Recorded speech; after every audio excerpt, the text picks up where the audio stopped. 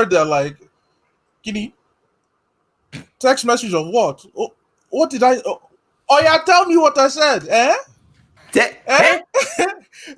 In my inbox. What question did I send? It was not in the WhatsApp. Huh? I deleted WhatsApp. Yo, I'm getting off WhatsApp. I don't need this. WhatsApp is a form of cyberbullying by Nigerian families. That's what absolutely, absolutely. That's fully what it is. It's nothing else. Oh man, I refuse to engage in that. Absolutely. You peeped the you got my text message? Yeah.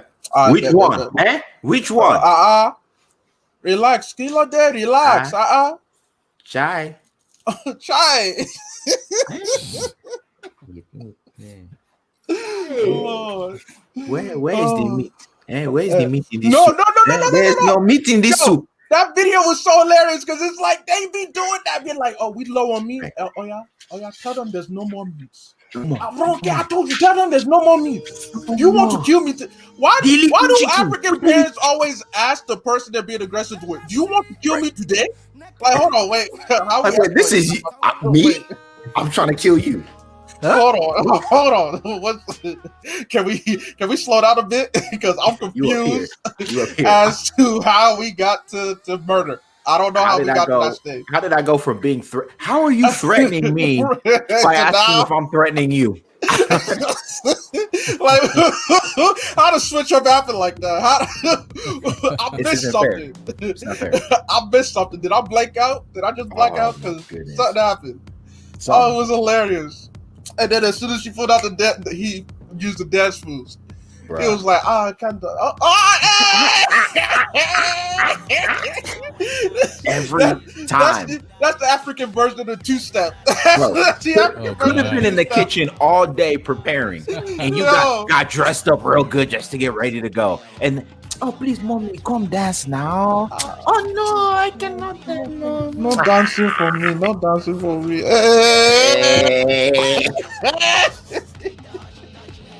Lord, it brought me such pure joy watching that video. Bro.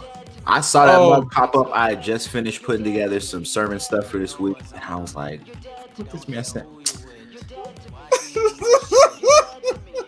Jesu. Yeah, for all those who don't know what I'm talking about, head over to the this thing right here. Oh yeah, there it is. Yeah, head over to this handle. Check out my story. I think it's still up. That video, like, if you ever wanted to know how do African moms act at a party, just go look at my story. There are no lies contained in that entire thing. My own mother confirmed, like, yeah, no, it's true. It's true. It don't matter what part of the country you come from in Nigeria either. It's consistent. Oh my goodness, it's consistent. Oh, it's hilarious. But yo, Osa, man, sir, we got a fun somber. There will be somber moments. There will be somber, but definitely some fun, exciting stuff. Is all I'm going to say. Stuff. So what are the other 5 teams? So we have 7 people. Did you say teams or victims? Yeah, victims. I should say that. Slow down. Chase did hit me up, so I'm waiting on him to respond with something. He hit me up about the slots. So yeah, I hit up some people too. No. So we might get another one. No, because I got the just it's ready. We just go. Right, that's fine. Lottery. Whoever gets in, whatever team they select, that's the lottery pick they got. You know, we doing this David Stern style. We doing this regardless. Like, we got this regardless. So just use this the first 7 then, basically, for now. Yeah. No. Use all 12. Use all 12? All 12. Yeah. I don't know the other 5 slots, so that's fine. So you're saying those slots get automated? No, they don't get that automated. The slots get picked out, and the team, when they come in, whichever team that they sign into, their position is fixed. It's already fixed. I see what you're saying. So, all right, this is what I'm going to do. I already have the numbers. So, exactly. Osa and A, we're 75. So, if we draw 75 first, that means we get first round pick. We playing bingo? Yeah, because I have the tickets right here. B75. B75 gives us a first round. I got the. I thought you was just gonna call the names of the pods, like of the squads. Just hey. He said, "Hey, 75. Who got 75?" Cover Zero got first pick. Oh, you actually using an actual raffle ticket? Yeah, exactly. Wow. Okay. All right. Bet. Yeah. Yo, we doing that. We doing that to start the rumor mill section. Hey, no riggery. No riggery. Hey. Tell me when you got 2419 masters. No rigori. Hey. Craft Factory 74. 74 is Craft Factory. That's your number. Cover Zero is 73. DT. That's Diamond Talk. Diamond Talk. There you go. Diamond Talk is 72. Ringside Mayhem is 71. SSAW. 70s. That's because the past tickets I used in the past, about 100, I used 25 of them. Got it. Yeah, from the past drafts. He does this. This is life. Say less. You are questioning his livelihood right now. He knows what he's doing. All right.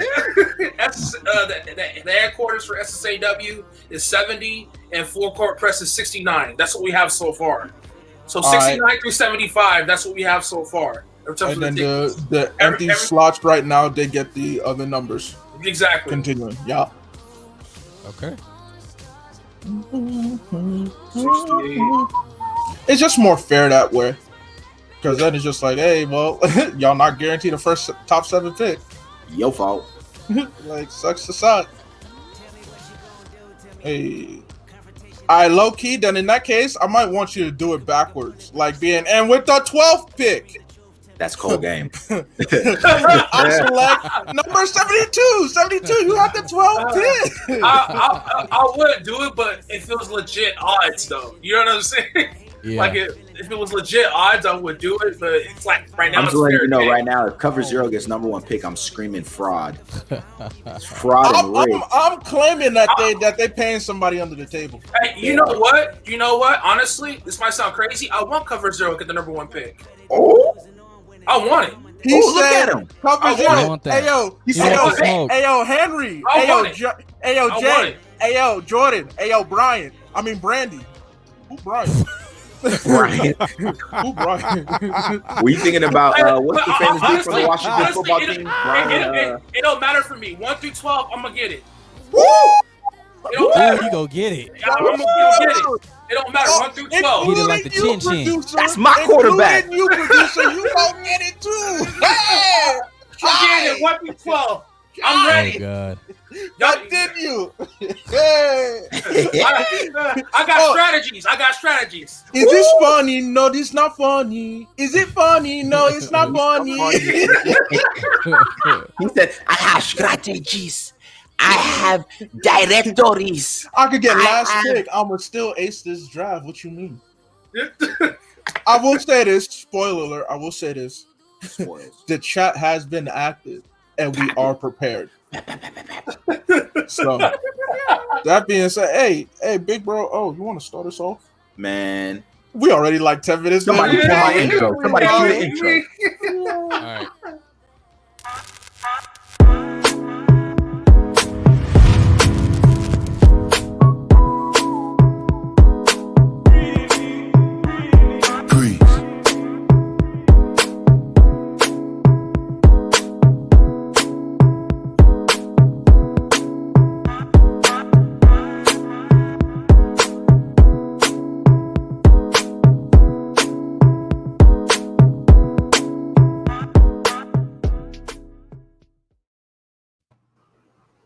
Hey, so my people, all the people around the world, welcome to another great episode of the Osa and Abe Pod Show Cast, presented to you by SSAW in conjunction with the Craft Factory. Y'all already know who it is, Mr. 50% himself, your man Osa. Elsewhere on the screen, rocking a very color appropriate do-rag is my guy, my friend. How now? Hey. My friend, Jolly, huh? Hey, CEO, Esquire, hey, engineer. Hey. Yeah, we in here today. And of course, intro was crazy. How you say that? And of course. Oh my goodness! I don't want to repeat that name from last week. I was actually referencing Baba Funke. He is smiling like he's had the sweetest of goat meat. Look at him, ching ching. Oh Lord! Ching ching. Continue. Ching ching. The freak. Oh no! Yeah, he just running with Chin it. freak together. That's gonna be a meme. I'm gonna find that clip running with it, and meme that joint. The look on his face when he announced that. I'm still floored by it. Yeah, I'm still floored by it. You know, it's just appalling. It was appalling. That energy. That's that 2020 Chin freak energy. Anyways, of course. Oh man, I guess Cecil got the camo memo today. You know, I got the camo. I've been rolling with the themes unknowingly.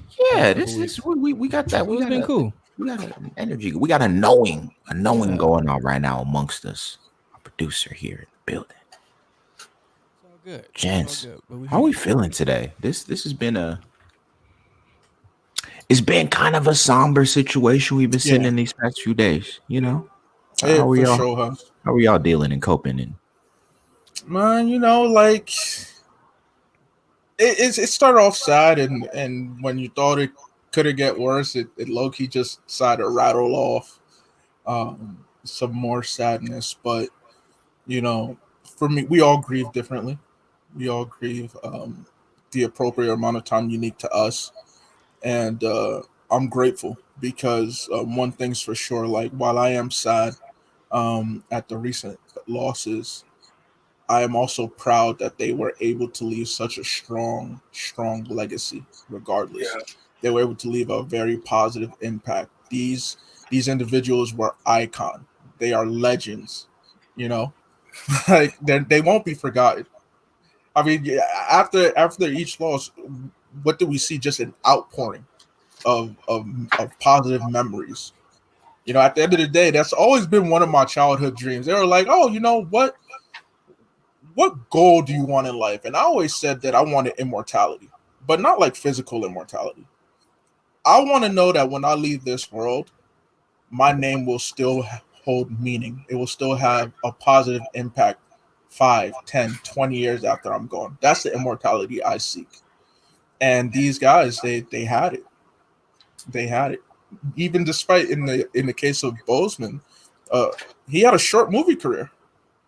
I mean, like, name someone else who's been able to put that many solid bodies of work in such a short time and still go down as an icon. Like, yo, I'm appreciative. Yeah, I think that's the beauty of all these legends that passed, is they did live to the fullest. All of them lived out, you know, what they were called to do in excellence, and there's peace in that, and to see them live everything out to impact the people the way they did. I'm thankful that they were able to do what they did, and even though they're gone, we could take a lot of courage and just encouragement in the fact that they left a mark while they were here. And to what Abraham was saying, like, that's the biggest testament that you can do is, you know, no matter when you leave, because we are going to leave, but if you can leave a mark that lives beyond you and leave a legacy that continues beyond you, then you've done what you've been able to do properly. And I think that's what matters. And to them, I think each of them, all the way from Clifford to John to Lute to Chadwick, they did their part in excellence, and I think all of their legacies will live on.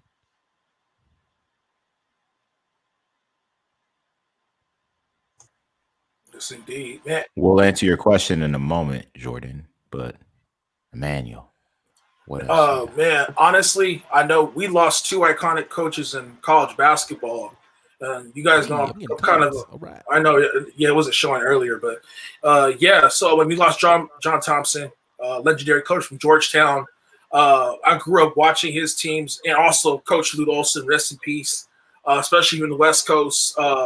So if you look at Lute Olson's teams when he was in Arizona, how he developed those players, you start to reflect back. I'm like, man, he coached all these guys at U of A, So and like he had Gilbert Arenas, with Channing Frye, Richard Jefferson. Oh my gosh, it's so many to name. The Stoudemire brothers went there as well. So it's crazy. And in Georgetown, with AI Morning, Dikembe Mutombo, Patrick Ewing, you can't forget that. So, and then it just sucks the way Georgetown, the program is now. They're still trying to recruit more on a national base, but it's unfortunate those two legends are gone, and I'm gonna miss them because I grew up watching those, the U of A's and the Georgetown teams. Especially Georgetown back in the '80s, giving the Heels, run for the money. So. Man, you keep bringing up them Heels. Yeah, you already know. He always just got to slide them in there as if they're relevant right now. Man. Like, we know who runs North Carolina, sir. What's good? So you talking about that team from Durham? Okay. You already know. We have video evidence. We got him cranked up today. I get that. That slipped out of nowhere. Don't say that slipped out of nowhere. We have video. We know. Proof, audio. We got you. We got you. I think backtracking. So first passing was Lute Olson, and that was just Lute Olson. Okay, you gonna take a loop. 2020, you gonna take a loop. Legendary coach, Hall of Fame coach, produced. And this is one thing that I appreciate about guys like him and John Thompson. Didn't really hear scandals involving them. Very principled men, but not only did they turn out great athletes, they developed great men. And in the day and age that we live in the high dollar, the lucrative options that are available for athletes, you don't really hear much about coaches turning out great men anymore. And Lute Olson, he turned out great men who went on to be players who are now coaches. A lot of these guys. You look at John Thompson, record speaks for itself. I was on the Full Court Press podcast earlier today, and Pierre had alluded to it. This man, John Thompson, had Georgetown looking like a HBCU, if you didn't know any better, with the amount of folks he had coming through there. A man who literally saved Allen Iverson's life.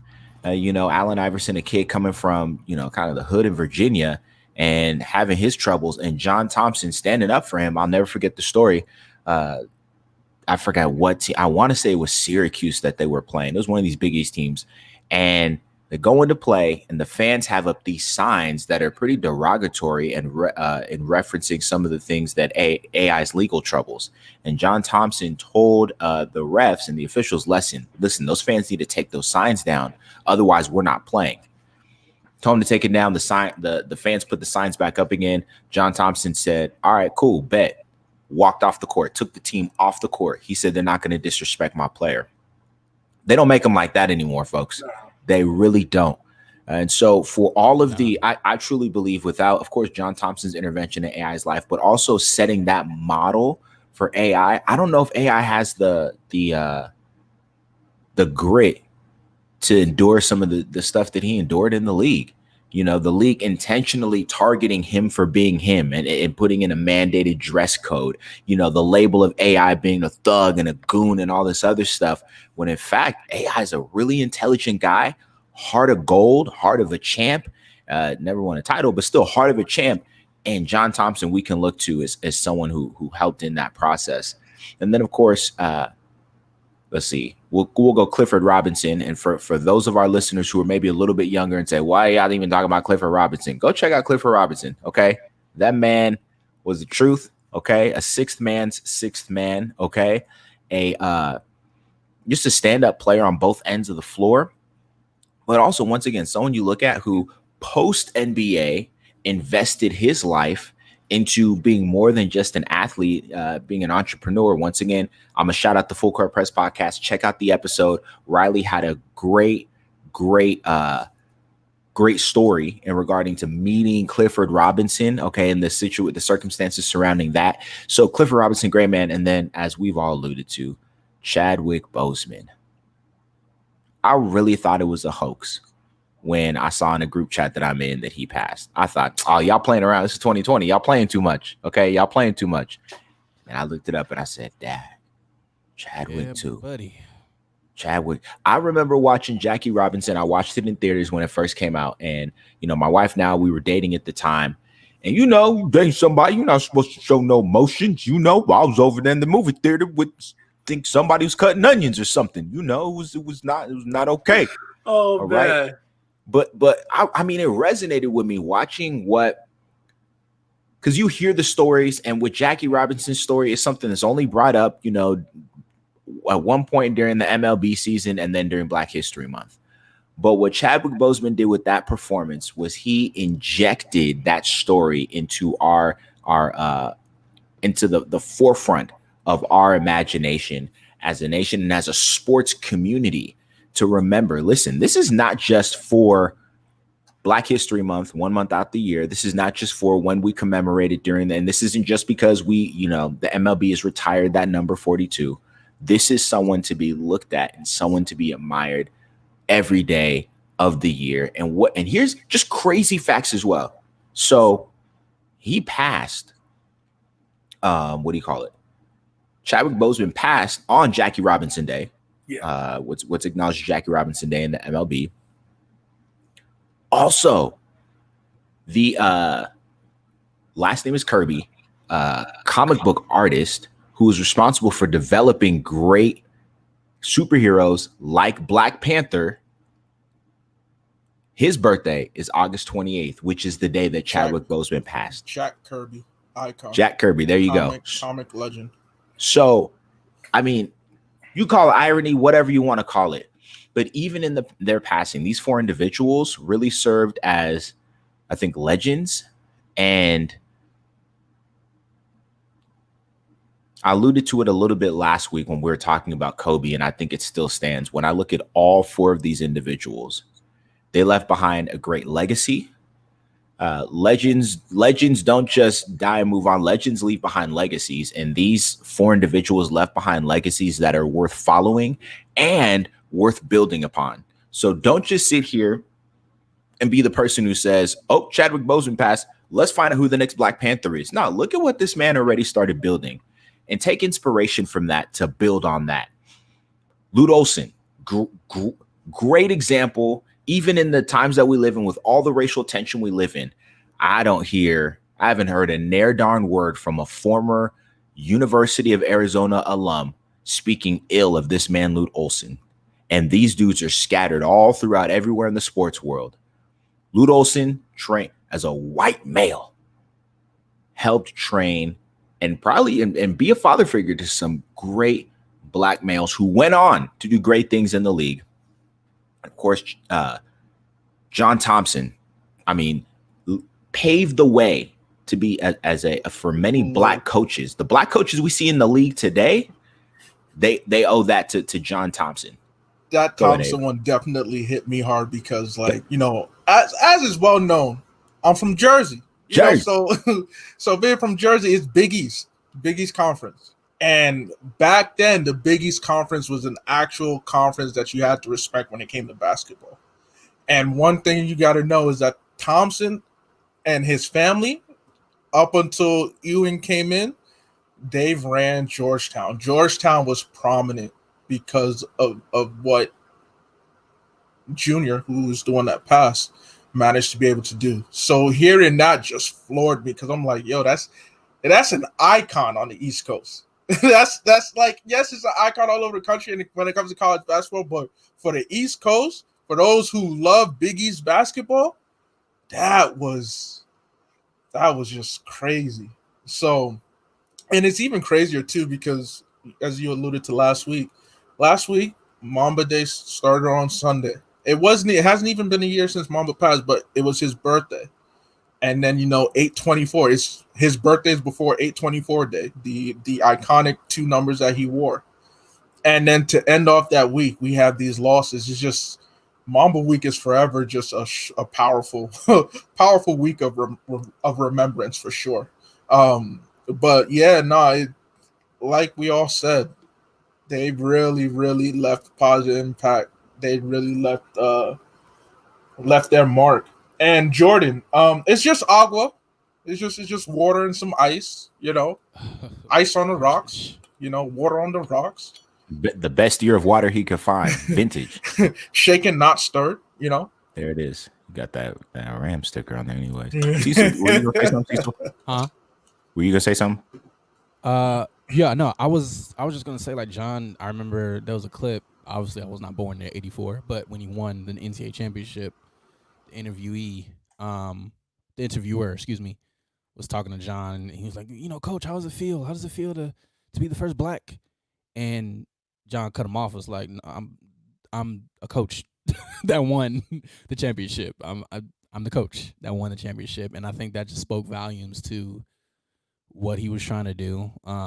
He was a bright man. I mean, obviously I don't know him personally, but being a lover of basketball, watching him and seeing how he talked about the game, his analysis when he was on TNT and everything. He loved the game, but he also knew the condition of where the sport was at and where the world was at. And so when it came to politics, when it came to the color of his skin, he made it a point to make sure that he doesn't stand out in a way of like, oh, I'm a black coach, or I'm black this, I'm black this. Like, no, I'm a coach, I'm an analyst, I'm a mentor, I'm this. And he didn't want his skin color to be the vocal point.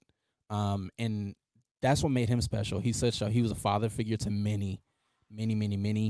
And it's just it makes me wonder, not wonder, but it makes me think about like these people that have passed, and I immediately think about the people that are connected to these people, celebrity or not. Like I think about Michael B. Jordan. Like, how is he holding up? Leticia wrote a beautiful poem on our Instagram about Chadwick, and then you think about Patrick Ewing, you think about Allen Iverson, and Clyde Drexler, who was a teammate of Clifford, and Lute Olson, all the players that was under him, all of them, Mike Bibby, and all these players that are players and or friends that are attached to these people. It just that is what I think about more. As when you hear about the news of these people passing, and you feel for them, you definitely feel for them. But the stuff that I remember from these four, like I said, is just excellence. Them willing to blend the right lines, I would say. Blend the right lines, whether it's acting, coaching, mentoring, fatherhood, whatever it is.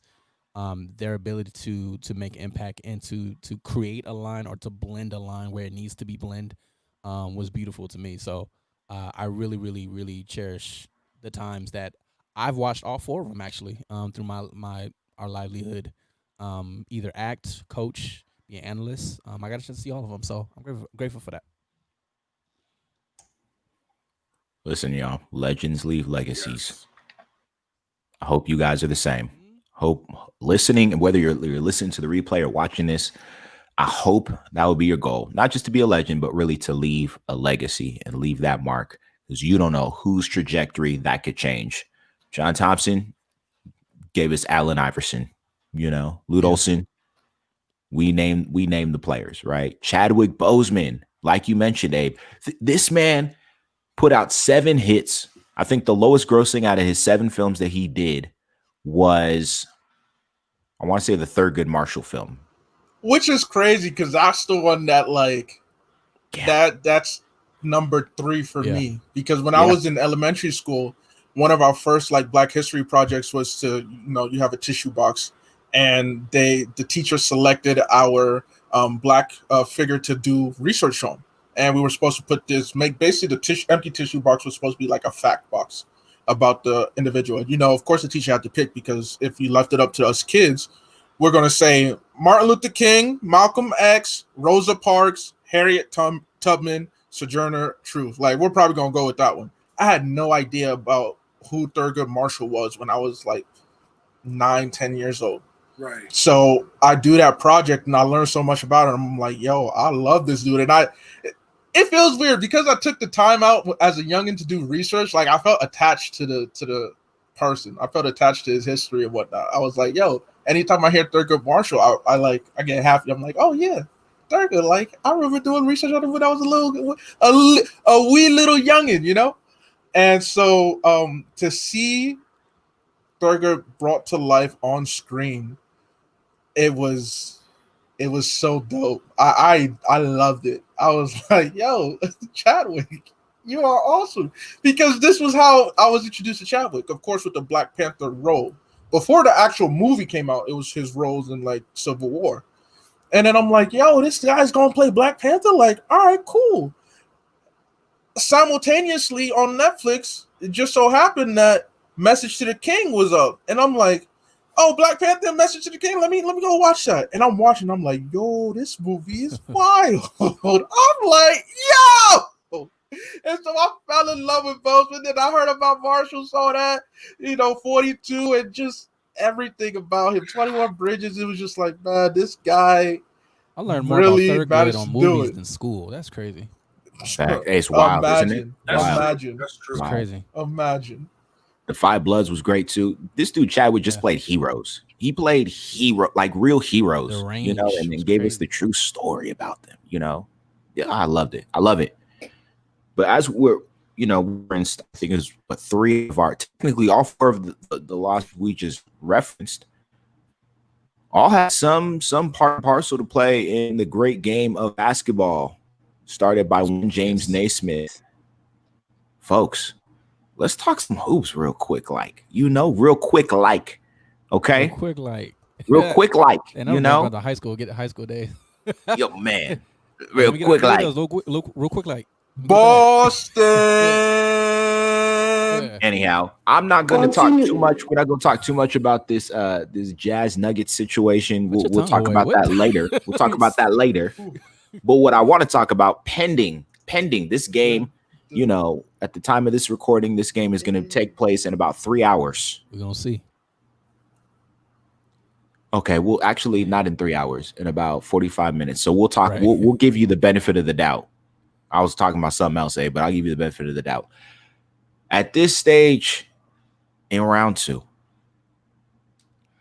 the Lucky Charm Leprechaun Celtics are on a mission, and they are up 2-0 to make sure that those Raptors, what Uncle Shannon Sharp calls the baby dinosaurs, to make them go extinct. Okay? They trying to shut down Jurassic Park. Listen here, y'all. Dog. We got respect for the Jazz. Who is that? Miss Lonnie. Lonnie. Don't worry, Lonnie. We're not too hard. Don't let the profile picture fool you. Don't let it fool you. It's a trap. Don't trip. We're not gonna go hard. We're gonna go hard. No. So Celtics, Raptors. 2-0 right now for the Celts. First impressions, guys. First impressions of the Raptors. I'll go with Emmanuel. What are your first impressions of the Raptors' performance so far? Look, the Raptors are a good team, but the reality is they need Kawhi. They need a number one scoring option who can play both ends, and that's what they're missing. Unfortunately, and Boston has many guys who could close out a game. They have Kemba, they have Tatum, and they have Taco Fall. and I like Jaylen Brown. I like Jaylen Brown's defense. I feel like he doesn't get as much credit as he deserves for the common fan. But Jaylen, I've seen his play uptick in terms with that, and you know what you're going to get from Tatum. I think Tatum is going to improve, and I do believe he's going to be a top 5 player within the next couple of years. I'm all just being honest. So I see that, but Toronto, they're missing that guy. Siakam to me is not a number one scoring option. I feel like Toronto, they're making, obviously he has to for this team, but he's not number one scoring option. He's not a guy who could carry the franchise. He's a solid number 2 scoring option at best, but I just like the way Toronto is built. But like I said, I really want, and I said this earlier this year or late last year, I really want Brandon Ingram to become a Raptor. And I really want, I would like Giannis and Brandon Ingram to be with Toronto, but that's unlikely. I know, but that's unlikely. So I do believe, bold prediction, Brandon Ingram will be traded this offseason. Bold prediction, sign and trade. I don't even know that's that bold though.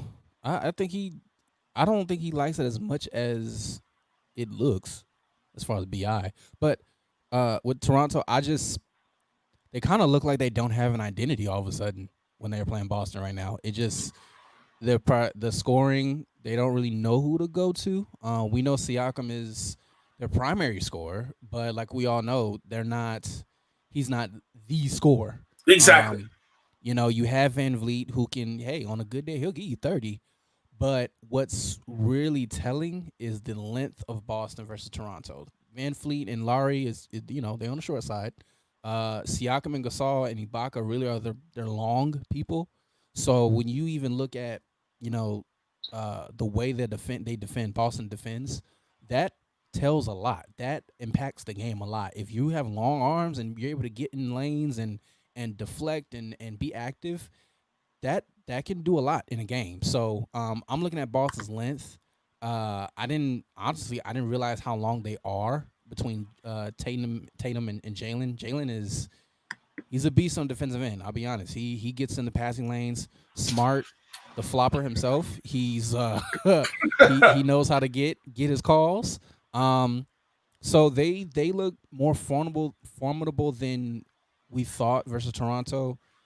I still got questions with them, but as far as this series, they definitely look more inferior based on how they defend their schemes right now, and on the fact that Toronto they don't know where to go for, like, who gonna get them 30. Like, they don't have that guy to just, hey, give me the rock, I get you 30, 35, and I'm gonna take you home, take the game home. I'm gonna give my quick spiel before I let Abe go off, because he gonna go off. There was a prediction given on the Full Court Press podcast that, Abe, you were gonna show up with a half of a broom because you're halfway there to that good sweep. Here's the thing about Toronto. Everyone was juiced about Toronto in the regular season, and for good reason. Man, if you don't get out of here for good reason, what was that, they should be. Here's the thing about the Raptors, though. It's the regular season, folks. The thing to watch and remember is that the playoffs is a whole different season. The playoffs is a new season. And as excited as I wasn't surprised by what the Raptors did in the regular season. But in my brain, and I think I said this back on our episode when we had our friend of the show, Jeff J, on, when Emmanuel was predicting that the Raptors would win the East and be in the NBA Finals. The Raptors don't have that man in the playoffs anymore. There are two players right now in the game that I do not bet against in the playoffs, and that is one LeBron Raymond James and one Kawhi Killer Claw Leonard, okay? I don't bet against those two in the playoffs, and that's the missing piece right now for Toronto. Toronto, as currently constructed, is not a bad team. They have good pieces, okay? No, you got a Fred VanVleet who's continuing to ride the wave that started last year in the postseason. You have a Siakam, but remember, this is Siakam's first season being the man, and he was already coming off of a most improved player type of season. So he's trying to get his bearings on what this thing looks like, and he doesn't have necessarily a vet next to him who's been Marc Gasol, but who's been the man to say, listen, this is what it looks like to be the man, right? Yeah. I think Kobe would have been a great mentor for him in that kind of role. Yeah.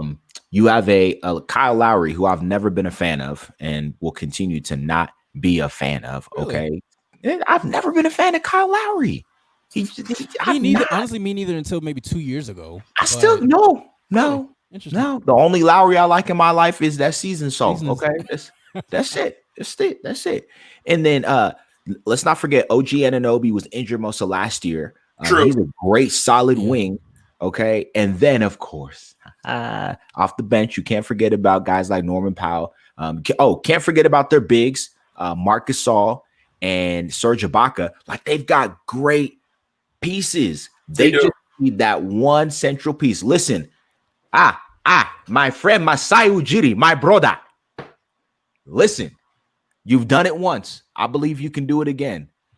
Y'all don't need Drake to recruit. You need Masai Ujiri to continue doing what he's doing. And I think that's why that bump lawsuit, okay, coming out of Frisco, all right, is going against Masai Ujiri because they trying to stop this man from building again up north.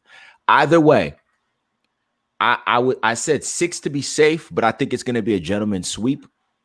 The Celtics are doing exactly what they should do. I'll put it like that. Exactly what they should do. Folks was counting out Tatum last season because he had an off year. We are so fickle as people. Let me tell you, so fickle as people. I didn't count out Tatum, okay? I've been on Tatum train since the uno, okay? The Celtics are doing what they need to do. The only thing they actually need to do is go ahead and let Taco Fall play, because if he does, that'll be the missing link that they need to make a real title run. Look, need the big man. So I appreciate the recognition. I appreciate the praise. I even appreciate the shade, you know. I appreciate even the shade. But look, the thing about this situation is I'm surprised that we're up 2-0. I was talking to the homie Eli in the group chat that we have, and you know, they were like, "Yo, who do you guys think was going to win the day of that game?" So we had that game and also the Denver-Utah game. And I was like, look, as a fan, I'm going to say Celtics, but objectively, I don't see Toronto coming out like they did game 1. If Celtics expect Toronto to play the way they did game 1, we're going to get smacked in the mouth in game 2. So I was definitely caught off guard when I saw how we were playing. I saw that, yeah, we were up at half, like, you know, a solid half, a lot of careless turnovers in game 2 for sure. But, you know, we matched up to their level. And then the third quarter happened. And we went from being up 3 to all of a sudden down 12. And I'm like, oh, boy. Like, all right, this is where Toronto can really send it away, can even up the series right here. And then the heart and soul of the team, Marcus Smart from Oklahoma State. He just decided to turn into Steph or Seth, doesn't matter. He decided to turn into a Curry and went 5 of 5. We were legit down 12. He scored the next 12 points off of threes and immediately tied up the game in the blink of an eye. Like, it was crazy. It was crazy. And so I'm watching. I'm hyped. First of all, you know, if you know me, you know I criticize Marcus Smart. Yes, he's the heart and soul of the team. He brings us the energy, the hustle, the defense. Yes, he's a solid playmaker for us. But he leaves a lot to be desired when it comes to his offensive game. And so before the fourth quarter, my man's was 1 for 9,068. So I'm looking at him shooting threes like, please don't do it again. We're down 12. Like, don't fall into this rut of, hey, I need to chuck up threes. And he pulled up and hit the first one. And I'm like, okay, all right, Smart. Nice that you hit that 3. Don't do it again. Please just pass off the ball. And I'm watching. I'm like, pass it. He pulls up for another one. I'm like, yo, please. Okay, you made that 2. Don't do it again. You're feeling yourself. You're going to keep chucking them up. Please don't do that because you're going to start bricking. Then he makes the third one in a row, and I'm like, all right, you know what? At this point, just do whatever you want, Marcus. I don't care no more. I don't care. You tied up the game. I'm over it. And it was a beautiful game because Greg mentioned something. The way our rotations work, the communication. In the first half, our communication was off because OG Anunoby was balling. Right. For the first 3 quarters. He was getting to the basket on Jalen, on Robert Williams. He was utilizing his spin moves, utilizing his speed. But then he just started going dummy in the fourth because he fouled Smart on his and 1-3, which was one of the 5 threes he hit in that fourth. Then he fouled Kemba, who was cold. Kemba was 2 of 14. He fouled Kemba on the 3-point attempt and he contributed to us climbing back and taking the lead. But the way that we played defense in that fourth quarter, like, yo, Toronto thought they had shots open. It's like, nope, closeout was right there. Constant moving of players. And we have, like Cecil mentioned, we have the size and the length where we can match up with 1 through 5 if we have to switch or if we have to rotate. It's not a problem. Marcus Smart on Ibaka, you know, normally people would be like, oh, that's Ibaka, take that. But versus Marcus Smart, We saw Embiid try it a couple of times, and Embiid is a way better center than Ibaka. It's just like, yo, we have that versatility. I mean, we know Kemba Walker isn't a great defender, but if you've been watching these bubble games, and especially if you've been watching the playoffs, Kemba has been working hard on the defensive end, fighting over screens, making sure he's in front of his defender. So I'm hyped for that. You know, shout out to the Celtics. I thought we would win in 7. Yo, if we get a sweep or a gentleman's sweep, dog, at this point, we go to the finals. Like, I don't care no more. We go to the finals. Marcus Smart is finals MVP, point blank. Whoa, you've had way too many lucky charms. Gordon Hayward Celtics, never come back to this rotation. Raptors. Well, and here's the thing about Gordon Hayward. Kill all that noise. Kill all that noise. No. Here's the thing about Gordon Hayward. Whoa, I wasn't going back to Hayward. Let me finish. No. Let me finish. It is my time right now. Hey, sit down. Do you want me to? I'm sitting down. Continue. Okay. I am as well. But I just want to say this. For those who believe that we don't need Gordon Hayward, you need to understand that Gordon Hayward's importance to the team isn't just the buckets he gets. He is a solid playmaker for us. He has been every time he plays. And he's a good defender. He helps. He gives us length as well. He gives us that additional length that we need to move the ball, to get boards, to facilitate, to score. We need that. And that third quarter, if anything, that third quarter alone showed you how badly we needed someone like that to give us a bucket. Because, again, up until the fourth quarter, Kemba was 2 of 14. My man couldn't buy a bucket. It was free 99, and he still couldn't afford it. We don't have those issues if we have Hayward. Like, how many teams can boast that they have 15 plus? They have 4 plus people who can give you 15 plus a night. How many teams can say that?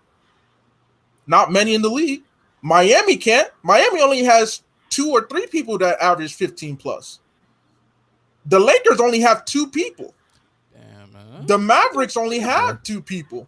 Let him continue. Who on? How much is Kuzma? He averaging 15? Keep talking. Bron and AD are the point getters of that squad. We already know that.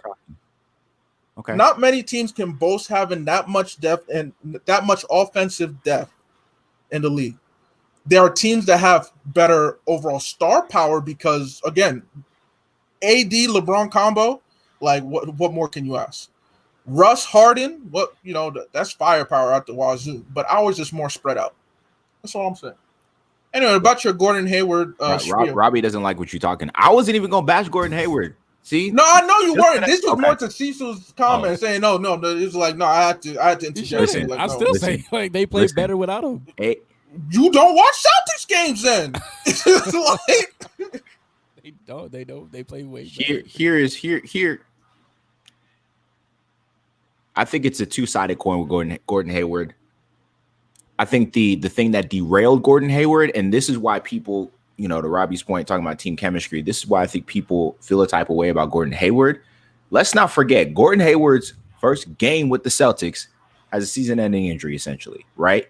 And then Brad Stevens last season basically tried to force-feed him into the rotation. Mm-hmm. Don't get me wrong. This dude, Gordon Hayward, is a baller. This dude, Gordon Hayward, went from, we all know that kid, right? The little kid of a more vanilla complexion who show up at the city league and all he can do is shoot jumpers and you're like, oh, okay, cool, he cute.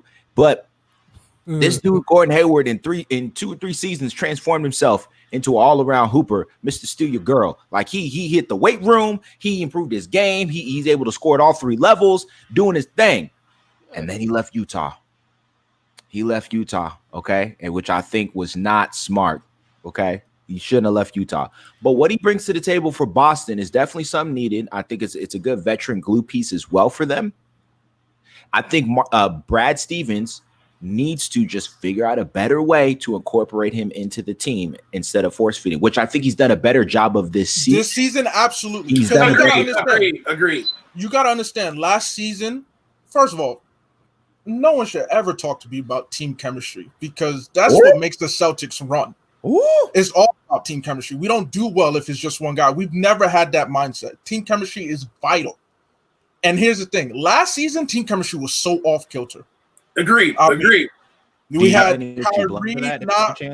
Kyrie not really feeling it, and Kyrie having his issues with the locker room. We had Rozier thinking that he was more important than Kyrie. We had Jaylen Brown was definitely not happy last season. We had Horford, who's like, I don't know what's really going. Team chemistry was such an issue last year, but there's one constant throughout that whole thing. Everybody on that team stressed the importance of trying to get Hayward going. Kyrie endorsed the fact that, we should force feed Hayward. Stevens did it. Other players on that team wanted us to force feed Hayward. We had too many mouths to feed. And team chemistry was so off that it didn't even matter. It couldn't work. But this year, what's different is that the team makeup completely different. I'm not going to sit here and say Kemba is better than Kyrie. I'm not going to say that. But what I'm saying is that Kemba is a different leader. Kemba is that silent person. He's that humble leader. He's the one that meshes well with us. Because if you look at it, our team has definitely matured compared to last year. They've matured. And as a result, that's why this team chemistry is way better. Tatum, it's come a long way. After game one of the reporters asked Tatum, so how do you guys feel about this year compared to last year? And Tatum's like, damn, we just won a game. Why are we bringing up last year? Last year, we were a totally different team. Exactly. Oh, yeah, we was. We was a totally different team. Right. Last year was a long time ago. So Stevens has done a much better job of incorporating Hayward. It's just unfortunate that, when you look at us, IT, Kyrie, Hayward, we've had them ever since they've left their respective teams to come to us. It's just been injury issues. And it's and especially in the case of Gordon Hayward, it's just been freak injury issues, because that first one was a freak accident. And then ever since then, it was no longer the same. But this year, when Hayward plays, he has helped us tremendously. Emmanuel, I'm going to let you say your piece, and then we can move. I'm just going to say one thing. I just wish that Gordon Hayward would hit that half-court shot and was at Butler against that team from Durham. Career would have been changed forever. Butler did what? Don't listen to him. He bitter. Well,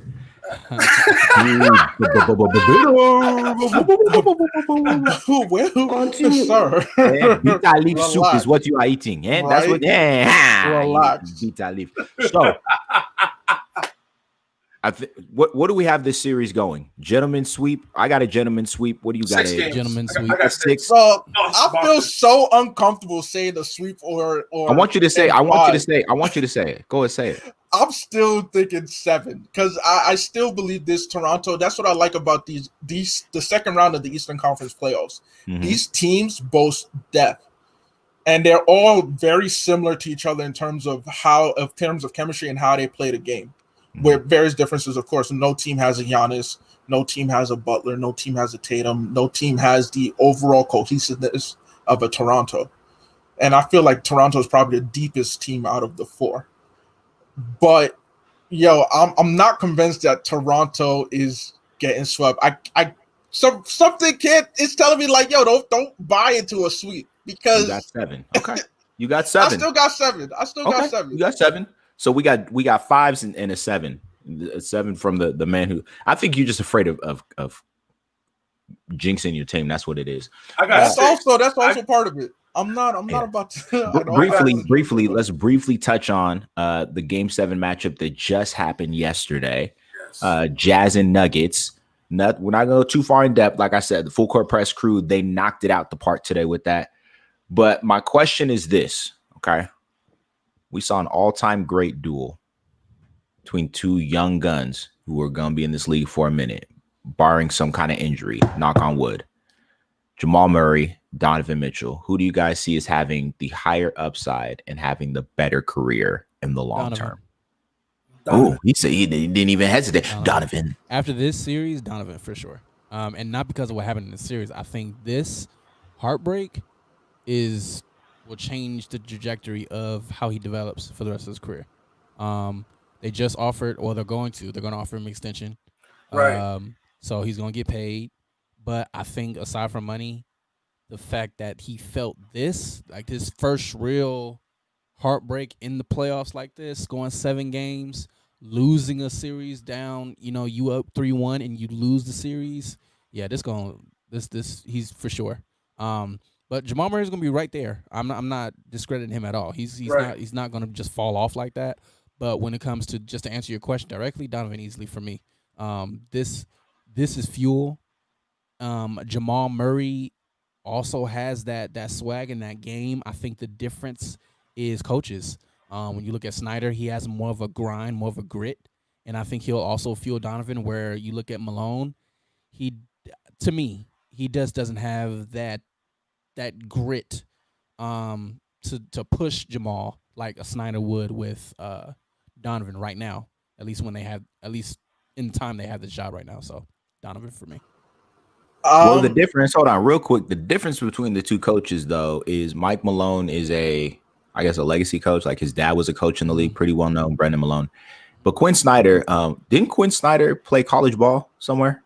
Yeah, I believe so. I forgot the name, but he did coach at Missouri. No, but he played ball though too, didn't he? I believe so. I'm trying to remember where Quinn Snyder played ball in college. Where did he play ball? That's right. He played at Duke. Snyder? Didn't he play at Duke? Let me look it up. That team in he played at Duke. That's true. He played for the team in Durham. Yeah, the team in Durham. That's Duke. Right. Yeah, he did play for that team in Durham. That's right. Duke. That's right. Yeah. Wow! Oh my God! Wow! I asked the question intentionally knowing the answer. But anyhow, I think you have someone in a Quinn Snyder who's played the game as well. And there's something different when you got a dude who's played in the X's and O's and now is teaching the X's and O's. Yeah. When I look at career-wise, here's the thing I think people miss. People slept on Donovan and gave up on Donovan after having a kind of a down year, just like they did with Tatum. Plain and simple. What we saw from Donovan Mitchell is the same thing we saw from him in the playoffs 2 seasons ago when real talk, they were really giving the Rockets a run for their money. Wasn't nobody on that Rockets team touching Donovan Mitchell. True. The only reason the Rockets, I fully believe it, won that series is when Donovan Mitchell got hurt. If not for that, honestly, they would have made that a real 7-game series and it would have been a nail biter and things might be a little bit different. Okay. So folks, don't sleep on Donovan Mitchell. Stop sleeping on this man. Just stop. That's the crazy thing about it all is that we saw the same thing his rookie year. That's it. Like you said, him and Tatum had the same trajectory where they both had sophomore slumps. Yeah, but for some reason, people and of course, I love the attention Tatum gets. That's cool and all, but people forgot about Mitchell. Like, wait, Mitchell been doing this. Doing this. Let's not be a surprise. What is more of a surprise? Yeah, what's more of a surprise is Jamal Murray. Jamal Murray averages 18 points for his career. Yeah, somewhere around 17, 18. He's averaged 18 like the last 2-3 seasons. For him to all of a sudden explode for 30 plus and a postseason is a big jump. And that jump, like you guys mentioned, when it comes to the difference in coaching, that jump is more of like that internal grit that's within him. He tapped into another potential, a whole nother level, and just went off. And he was like, "I am not going to lose this. I'm going." Because remember, they were down 3-1. Yep. And he just popped off. Yeah. So in terms of who's going to have what, for me, I honestly say it's both for obvious different reasons. Mitchell, he's been doing this and he has a coach that can help him further elevate. But Murray has that internal drive that can be just as impactful as having a mentor. He has that internal drive like, he really tapped into a next level. Like for his career to continue to go on, of course, they tapped in. And the team has to further build around. They have pieces. They definitely have pieces. Jokic, so there's potential. MPJ, they can drop 30. They got Bobo. That's coming. I'm saying both of them are going to have great careers. Mitchell, I'm glad that people are finally giving him his love because, I don't know why they left after his sophomore year. But Murray is definitely sleeping. So are we shout out to go ahead. These five faces, will these 5 be the faces of the NBA in about 3-4 years? You have Spider Mitchell, Murray, Trey, Luka, and Tatum. I'm going to take Trey off that list. Unless Trey gets traded, really? I'll take Trey off that list. Yeah. And replace him with who? Imani Bates. Shut up. Shut up. You wild. Imani Bates, baby. That's what I'm talking about. Greg, I said what I said. I said what I said, Greg. He said, but here, I'll say this though So about Trey, it's not that Trey is Trey. Huh. Okay, Josiah just pointed it out. Something that Abe just said. Internal drive. Like Trey doesn't have that. Trey is Steph Curry light. He's diet Steph Curry. He's Steph. Just faces the NBA. I'm not really Steph talking Curry about zero. You don't really hear kids talking about Trey like that though. Like Trey, I don't see Trey getting that push like that. I will give him time because for him the team makeup matters. I think they either need to revamp that team or he gets traded. That's the only way I see him being like a face of the league. I honestly think that in the next 5 years, the face of the league won't be limited to that group. I feel like we have, and I love the fact that this generation is so athletic and so gifted. We got Taco The next Fall. Hey, if he becomes the face of the league, like I don't even care if he don't even touch the floor. If he's that much of an icon where it's just off the court, all that stuff, bet. Right. But within MPJ the next 5 needs to years, stay healthy and stay off Twitter. Stay healthy. The way he's playing the play span in the bubble of athletes that come in the next 5 years, we're going to have a whole roster, several rosters full of just phenomenal talent that is going to be able to elevate the game. There will be certain players that stand out above the rest, like Luka undeniably is one of them. Yes. Luka already is standing out above the rest. Zion is off the hype. He has the potential to stay up there if he can get healthy and whatnot. Tatum is on his way there, but there are others who are just like, when you think about it, you're like, man, they ballers. They ballers. So I feel like this era is very different. There's more. There's more variety. Random question, kind of related. Does Zach LaVine hit his ceiling? He said Zach no, he just needs to get the heck up out of the Windy City. Because I will put him in that discussion in the next maybe 4 years, 3-4 years. If he continues to go, if he continues to soar as he's been doing the past maybe 2 years, maybe. It's a big maybe. That's why I said, did he hit his ceiling or is there more? He didn't hit his ceiling. I just don't see. He's not the man, though. He's not going to be on a team and be the man. He's going to be a heck of a Robin, a heck of a what years? What year is this for him? I think this is his fourth year? Fifth. I want to say this is fifth. At least it's fifth. Okay. Yeah, I want to say this is fifth. So moral of the story, kids. Murray, Mitchell, they in there. Side note, because you mentioned, Abe, that Murray averages like 17, 18 a game. In the fourth quarter of the last of 4 of the last 5 games of the series, he was averaging 19 in the fourth quarter. Like on almost 60% from the field. Bubble. Yeah, the bubble is brought out the best. And I think for 2 things though as well. It shows you the guys who if you drop them down to 24-hour fitness or lifetime fitness, they're going to ball because they don't care about fans or a crowd. But number 2, you don't have to worry about the rigors of traveling across country or across the state. Yeah. You can have a one night turnaround time and be good to go because you just go into the hotel. It's a giant AAU tournament. That's all it is. Which is why, to be honest, I wonder whether we should further implement the bubble process because I know that don't like it. They've been critiqued. There's definitely a lot of logistical issues such as fans. I mean, I don't want to erase fans from attending the games because that's a fun experience. But you look at just the level of competitive play, you're just like, dang, like the level of competitive play offensively has increased. Some people say like, no defense is being played in the bubble, but it comes down to which teams you're watching. Like you're able to see which teams are truly defensive teams and which teams are just like defensive on paper. You look at Toronto. I mean, look, I go back to that game, regardless of Toronto being down 2-0.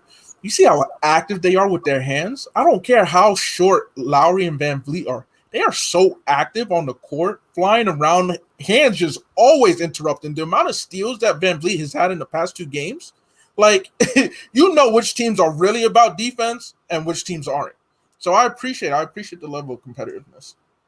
Def. Yes. Go ahead. You say something? No, I was going to say, the next 5 years, Imani Bates over everybody. Hashtag. Man, Somebody. Hashtag. You don't need to be drug tested again. Anyhow, we got one more game 7 on the docket tonight, and this is a game 7 that I wanted.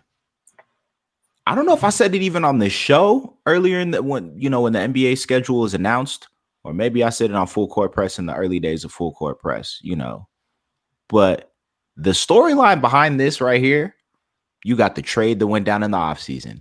They end up playing each other first round of the playoffs, 4 and 5 seed, and you take it to a game 7. Yeah. The Rockets and the Thunder. Come on, somebody. This is a game 7 we need. This is the game 7 that 2020 needs. There is a conspiracy theory going on. Here we go. And that was posted, and they said that if Houston wins, they will play the Lakers, of course. Of course. And that actually is going to affect TV ratings in a bad way because remember, they're banned in China because of the remarks. Oh yeah, thanks a lot. There are more that has made. And so that hurts TV ratings. And on top of that, Scott Foster is slated to officiate tonight's game 7. So, yeah. Side note, Scott Foster, in case you don't know, last 7 I'm not games. saying. Oh, go ahead. I'm not saying that I believe conspiracy theories. But this right here? But I'm not saying I don't disbelieve this one. No, this one is too. A lot of craziness has happened in 2020 where everything's on the table. Listen, last 7 Rockets playoff games that Scott Foster's officiated, the Rockets have lost. Last 9 playoff games that Chris Paul has played in with a Scott Foster officiating, he's lost. So combined, last 16 games that someone China is the wild these card. sides have played. China might be the wild card. Maybe China's paying Scott Foster. I don't know. All I know is it's gonna be crazy. This game gonna be crazy. And here's what my prediction is. Who's out there in the Full Court Press group? I really, first of all, I got to give Chris Paul some roses. As much as I dislike Chris Paul, and I've disliked him for a while just because I felt like he's a dirty player, I give him his roses. Coming to a team that everybody expected to tank and be a lottery team and to take them to a 5th seed and to take a 3-guard lineup. They run a 3-guard lineup to close out the game essentially. And they make it look good, okay? You don't see 3-guard lineups except for like in college, but they over here making it look real good. Right. Dennis Schrader, another guy people have been sleeping on. I've always liked Dennis Schrader's game. He's always had that swag. If you look back at his life story, he was adopted. And after me, going through that and learning to play ball and all of that, he's always had that chip on his shoulder. And then of course, Sean Lowry's, son, the notorious SGA, doing what he does. It's been great to watch those 3 in their chemistry. But I really believe, okay, I believe this game is going to be not a coming out party for James Harden, but I think it's going to be one of those games where James Harden silences the haters. And if James does what he does, that's a fire because Twitter is ready. Yeah, if he comes out like a flamethrower, they can light him up if they lose. Yeah, and between him and Russell Westbrook, they don't end up with double-digit turnovers. I think it's going to be. I think they're going to do. They're going to get double. They're going to combine. They will have double-digit. But here's my X factor for the game. Just player-wise, and throwing this out there. Eric Gordon, and I rest. My expectations for this game is, and I disagree with you in the sense of even if Harden balls out, he still won't quiet the haters. They'll be like, well, y'all shouldn't have gone to 7 in the first round anyway. Like, y'all struggling. Like, let's see you do that versus LeBron and the Lakers. Haters will always move the goalposts back and back and back to make a point. They will only stay quiet, even if, God forbid, because I don't want this to happen, but God forbid, if Harden leads the Rockets to the finals and wins the finals, the haters will be like, hey, they played in a bubble, so it's Corona. So automatically he won't. He can't win. He's in a lose-lose regardless. But in my opinion, I think that the Rockets will win tonight because I had them winning the series, just like I had Denver winning the series originally, even though Denver went down 3-1. But I think that we got to keep in mind Russ is on minutes restrictions, and we need them to just get on the same page. If they're on the same page, they are as dynamic an offensive duo as Luka and KPR. They are as awesome a threat offensively as AD and Braun are. So I think Rockets win it. I don't think it'll be as wall to wall as Denver, Utah was. I think this one we just gonna see the ball gonna be flying. It's gonna be high scoring. Because I was surprised. I was talking to the homie Rob, fourth quarter, 10 minutes left. I'm like, yo, it is 68. It's like, no, 65, 64. Then I'm playing video game, doing my thing. I turn back. I'm like, 47 seconds left. Yo, they scored a combined 20 points in that 10-minute span. What is going on? Like, they not even going to break 100. This is crazy. So I think this one's definitely going to be more high scoring. But as you said, kudos to Chris Paul for what he's been able to do this whole season in the OKC. I honestly thought that his career was going to he was going there to die. His career was going off there to die, and I was just like, it's quiet for him. And he's been the reason they've been consistent. He's been the reason they won a lot of games they were losing. He has been Mr. Fourth Quarter for them. Yo. We know Chris Paul can have his heroics. You remember the couple years ago against the Spurs when he eliminated the Spurs off a bum hamstring. Oh, that step back one-legged J he hit over Tim Duncan. We know he can do it. But I feel like Russ and Harden finally get it together and get that dub. Man, I got OKC winning tonight, and this is gonna be Mike D'Antoni's last game as a Houston Rocket coach. Hopefully, regardless of win or loss, get him out of here. Yes, I think he will be gone, and he will coach the Pelicans. Yes. He's gonna coach the Pelicans. That man gonna run Zion's good knees. Why do you want him in NOLA? Why you want that? Why you want to do that to Zion? Hey, make that big boy run. Exactly that part. Come on, man! Don't be disrespectful. And tell him, hey, don't ever play defense again. That's it. None of you play defense. I forbid it. So we got three. We got three for Houston, and then one weirdo over here talking about OKC. God bless you, Emmanuel. Money to OKC. Oh, here he goes. He just okay. I like you. So, Game 7 tonight. It's gonna be good. I'm excited to see it. Real quick, I gotta ask this question. We're gonna dip our toe into the NFL, and then we're gonna go to this rumor mill real quick. Yes. What the heck's going on with the Jacksonville Jaguars? What in the world? A reckoning. Hashtag tank for Lawrence. That's it. It's not even a tank for Lawrence. You look at the last 2-3 seasons.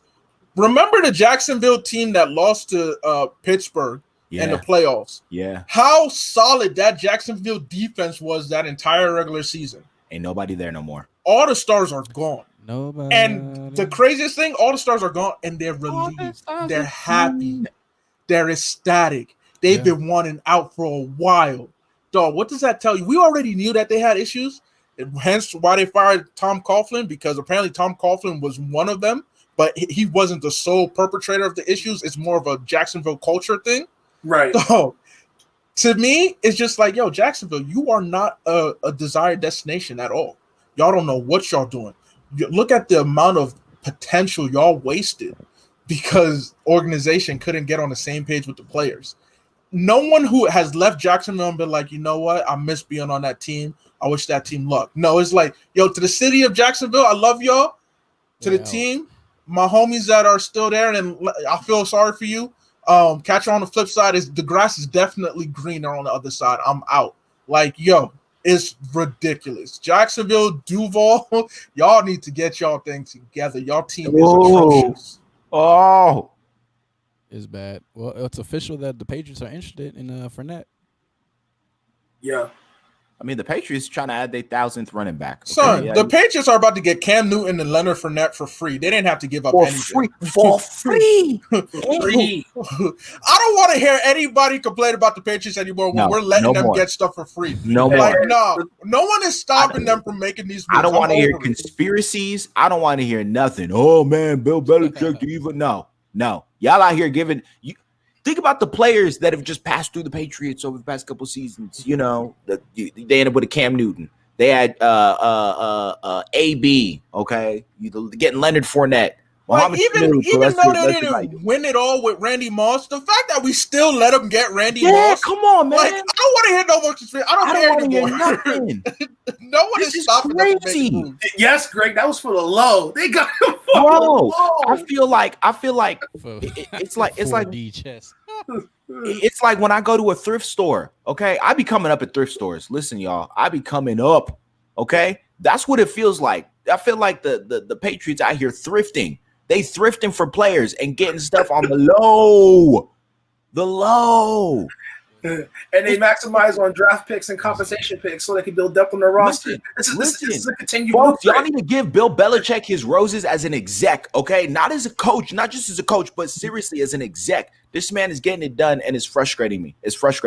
Shout out, though, to my Minnesota Vikings for committing felony larceny and getting Yannick from the Jags, okay? I woke up on Sunday morning, and I had put a smile on my face. Apart from the fact that it was the Lord's Day, I looked and I seen that we got Yannick, boy, and we ain't cost us nothing. Yo, you got Yannick for $6 million less than Jacksonville was willing to give him.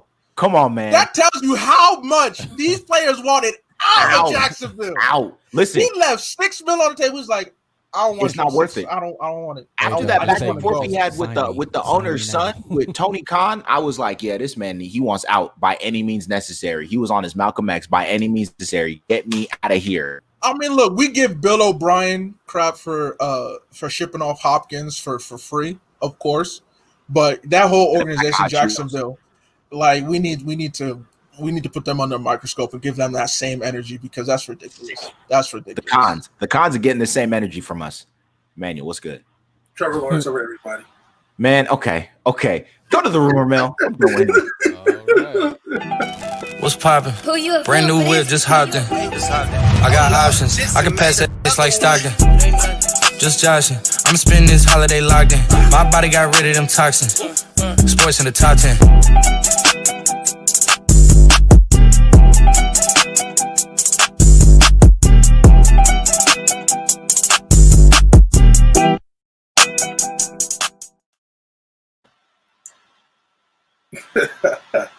All right, you guys, to the rumor mill. I'm gonna start with the NBA.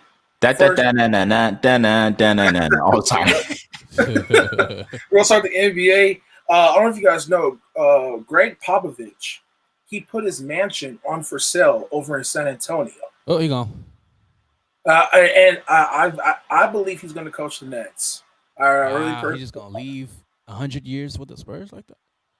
Well, if I'm not mistaken, don't the Nets have a former Spurs front office guy who's a GM currently? Yeah. For the Nets? Sean, is it Marks? Not right? May. Marks. There you go. Yeah, Marks. Marks. Yeah. So it seems like there's a level of comfortability there in terms with him. I definitely see this happening, and he's probably the only coach that could probably check, in terms of egos with Kyrie and KD. I mean, it's the unfortunate. At this point, I mean, Brady left. Brady's in Tampa Bay now. Rivers is in Indy, of all places. At this point, Pop leaving San Antonio, like, I'm not even going to count it out. I'm not, like, we've had too many legacy players, coaches, like icons, leave their franchises for elsewhere. So if people think Pop is leaving, I'm not gonna argue with him. I'm gonna just be like, all right. I think I can say DeRozan will be gone. Aldridge will for sure be gone. I think they're talking about trades anyway with them. Exactly. I think Spurs are in a rebuild. I'm over LaMarcus Aldridge. Forget him. Go back to Portland. Yeah. So, and I forgot to bring this one full court press. I think Aldridge should go back to Portland. I think him and Nurkic in that front court. That'd be crazy. It's gonna be something that they need. Nice. It's gonna be something that they need, boy. I'm just saying. I don't even know why I'm talking like this, but I'm just saying. Whiteside who? Whiteside got no motor, bro. Yeah. This next one, I'm just gonna add my 2 cents to it. Cecil already brought it up in terms of with the Jazz finalizing a max contract for Donovan Mitchell. Me personally, I think he should leave Utah. Because what free agents have to attract? Yeah, God dang, man, just lost. No, like, you should just leave Utah. The only chance Utah has down the line is that they nail their draft picks. Yo, I mean, I'm not against it. I mean, we look at Utah and what they did when they added Mike Conley. I thought this team was going to take a step forward, and they didn't. Injury. Mike Conley was injury off. Yeah, they didn't. And this postseason, like, just showed, like, Mitchell gave this series his all, but do they need another they blew a 3-1 lead. Low key though, that first, what was that, game or two when they were hooping, Bogdanovich was in the lineup as well. Folks gotta give Bogdanovich his credit. Realistically, the Jazz do need another solid wing because that was what Bogdanovich is. You give them another solid wing, I think it makes up for some of their deficiencies. When they want to play defense, they play defense and lock down. The reason why that score was so low in that game, in game 7, was because both sides, apparently they heard Charles Barkley wolfing and, oh, okay, let's lock down. So Donovan Mitchell clamping down. This dude going into the fourth quarter, Jamal Murray only had, I think it was 13 points. Yeah. He had 13. He was getting, his shooting percentage was in the dumps. So I think if the Utah can get another solid wing, bless the lamb. If not, I mean, you can ship the spider out of Utah. I'm sure he would look good in Laker purple and gold. And not even a playmaker, just a playmaker that can say, "Hey, don't worry about a spider. I can drop 30." Like Bogdanovich. The problem is, like, Bogdanovich was definitely, but how many players can you say? How many playmakers are there that can say that would be available for them? You know, that can be like, "Hey, I will drop 30." Just period. They just need that. I don't know who. Yeah, no, I'm saying that how many players like that are available anyway? I don't. It's tough. In this class, it's limited. It's very limited. Yeah, it's tough. You know, they just, I mean, maybe reconstruct the roster a little bit. The Conley edition, it had its moments, but it definitely did not meet the expectations that I thought it would meet. Right. It does suck that Bogdanovich opted out because likely they will close out the series if Mitchell had him. So I that's why I don't want to say exactly leave, but you know, I wouldn't be surprised if he makes a change in his career for sure. I don't think he's going to spend his entire career in Utah at all. I think he leaves. Now, one NBA executive believes that the Greek Freak will go to Miami. Also, Brian Scalabrine, I believe he works for Yahoo Sports. I actually met him in 2018 All-Star Weekend. AKA twin Michael Rappaport. He believes that Dallas has a fair shot to get the Greek Freak in free agency. So what are you guys' thoughts on that? The European Union. Look, it would help them. And it would actually be otherworldly to have Luka, Giannis, and mind you, they need KP to be healthy. Right now, KP is carrying that injury-prone label on his career. You looking glassy below the waist. If healthy, that's a nice trio in Dallas. I mean, they boost their defensive capabilities by far by adding Giannis, but then just the offensive weapons you're basically giving the playmaker like Luka. You're giving him another presence in the paint who can bulldoze and get you buckets. And look, people criticize that Giannis is not the closer in Milwaukee. He isn't. He isn't the closer. I'm not looking to him to score that game-winning bucket because he has. You know what the script will be with him. You put him on Dallas, they already have their closer in Luka.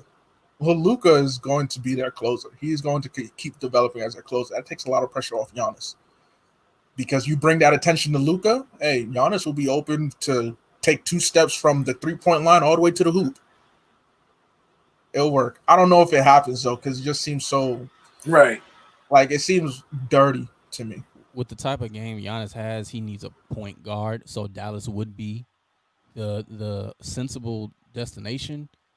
With Miami, you got to look at Pat Riley. Pat Riley's probably looking at him right now as we speak and saying, does this guy fit our fabric? Because they care a lot about their personality as a team.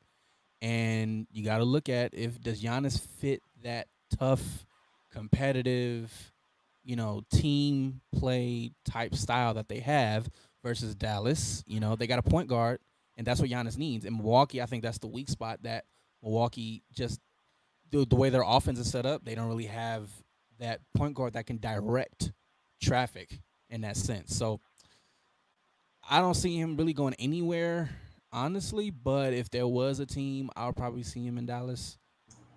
Just don't send him to Golden State. Please don't. Just don't do it, please. I don't. I beg, please.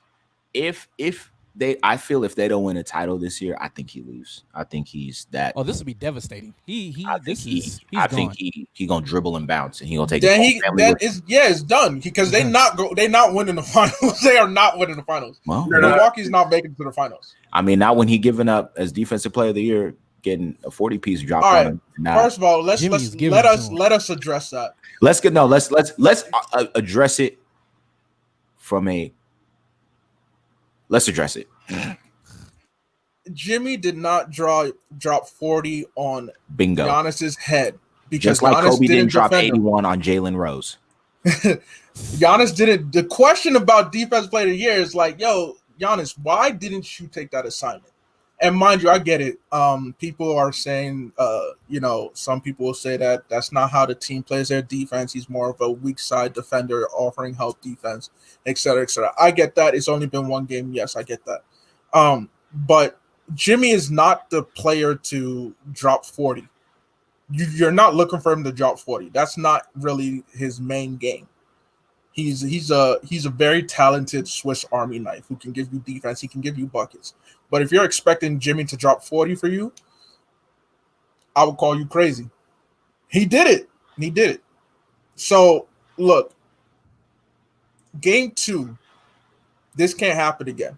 Because if it does, Giannis, you need to be like, Coach, I got him. You got to pick up responsibility. Yo, James, I got you, baby. I know. Yo, James said that at the least, facts, I agree with James. Marcus Smart should have been a defensive player of the year finalist. James believed he should have won it all. I get you. Unfortunately, it's big dominant. But in this case, yeah, Giannis is defensive player of the year. You are the star of the team. You are also a face of the league. You know, people give LeBron a critique for saying like, hey, he doesn't guard the best player anymore. People are giving Kawhi critique for not guarding Luka in that game 4 when Luka dropped 40-piece triple-double, including a game winner over Reggie Jackson. So, Giannis, the criticism is justified. It's just people keeping the same energy. So, at some point, you got to be like, unlike LeBron and Kawhi, what we've seen from them is that when they get on, they'll take over the game and they'll close it out. Giannis, you haven't shown us that, hey, I'm going to close out a game. That's what we need from you. So, look, game 2 today. Shut him up. Either you're going to have to just go dummy or you're going to have to get this slant. And I love you. You know what? You Nigerian, you brethren. Drink some malta before the game. Hey? But we about same energy over here. You still going to get this work. Objective, same energy. That's what we do. So, yeah. Next. All right. Let's go to the NFL. Obviously, Leonard Fournette was a huge news in the NFL waves. Now, updates with him. The Bears and the Bucks are not interested in him. So I know there was links of him signing with those particular ball clubs, but it's not going to happen. No, now there's been another team interested in Fournette, and it's in the AFC East. It's actually the Buffalo Bills. Oh, or the added team that's interested in Leonard Fournette alongside with the Patriots. So if that's the case, I mean, look, I already mentioned Singletary, and he's been struggling in training camp. They drafted the rookie Zach Moss, who will have a Frank Gore world. So if they sign Fournette, that could be a good running back situation in Buffalo. But for fantasy-wise, that could be something that you want to monitor and possibly avoid. Yeah. I hate that for fantasy purposes. Yeah, if Fournette signs with the Bills. So the Bills have been added into the interest pool for Leonard Fournette. Yeah. Now, the update with Jadeveon Clowney. This is an update. So I forgot he's still available. I know, right? I know. Shout out to Cordell because he keeps asking me the updates with Jadeveon Clowney. And I got another one earlier this morning. Clowney was offered not 1, not 2, 3 offers from the Cleveland Browns. One was a 1-year deal. The second one was a 2-year deal, and the third was a 3-year deal. They were at least $17 to $18 million each. Clowney rejected them all. He don't want to be in Cleveland, bro. Exactly. That explains why he never wanted to play. He doesn't want to play in Cleveland. According to somebody close to the camp, he said he's willing to take a 1-year deal with a contending team. The question is, what's the price tag for a 1-year deal? Because teams are not going to be offering, his desired $20 million. That's what he really wants, but nobody's offering $20 million. Cleveland gave him the best offer out of any other team. I heard Seattle offered him around 15 to 17 million at 16 to 17 million at the most. And there's other teams that offer 15 million. So right now he's not going to get the market's not going to give him what exactly he being stubborn, thinking that if Cleveland is your best option and you still think you just being stubborn at this point. Robbie, facts. Right. Robbie, he's not going back to Seattle. It's not happening. He's not going back to Seattle. He rejected theirs. He rejected their offer. It's not happening. And facts to James, that the Sanu release by the Patriots, like we mentioned earlier, it looks like they really about to get Fournette for free. Like, this is crazy. They really like this. They out here on some Black Friday type stuff. Yeah, everything must go. Yet the Patriots are the only customers. Everything must go. In my Ghana must go back. Everything must go. Yeah. Okay. Let's go to Osa's Vikings. Justin Jefferson is likely to open as the wide receiver 3, which is expected because they said that he will be having a slot role, this is expected. I feel like this won't really too much affect his fantasy value. I think his ADP it's fair, and I like it. Right now that he's looking as a wide receiver 3 for the Vikings. That's not bad. Another person who's wide receiver 3.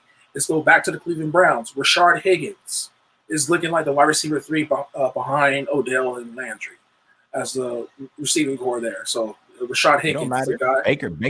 Baker slinging that rock. MVP Baker. Okay. All right. Shout out to Dwayne Haskins, who's been named the starter for the Washington football team. Washington football. Yep. He's been named the starter. Also, to your Rams, Abraham, Van Jefferson has leaked over Reynolds, the receiver, as the wide receiver 3.